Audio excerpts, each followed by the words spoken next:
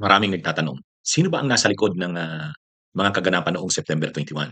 Yung mga malalaking rallies doon sa EDSA at saka sa Luneta ay open naman yon. Alam naman kung sinong mga nasa likod nun, mga civil society, student groups, mga sektor ng simbahan, mga leftist at progressive groups, malinaw naman yon. Pero ang talagang, gustong malaman yung nung may kagagawan nung mga kaguluhan, yung nangyari sa Ayala, yung nangyari sa Mindiola at sa Manila at sa Recto. Yun, sino kaya ang nasa likod nun? Ang lumilitaw nito, ang kampo ng mga Duterte, may mga paghahanda talaga sila para sa tinatawag na nilang people power, pag-aalsa na daw, eh. Magsasanib na yung, people power at saka pag-withdraw ng support ng mga military at saka ng mga pulis.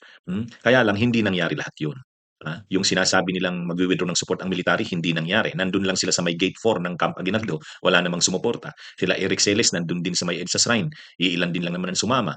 Yung grupo ng Mais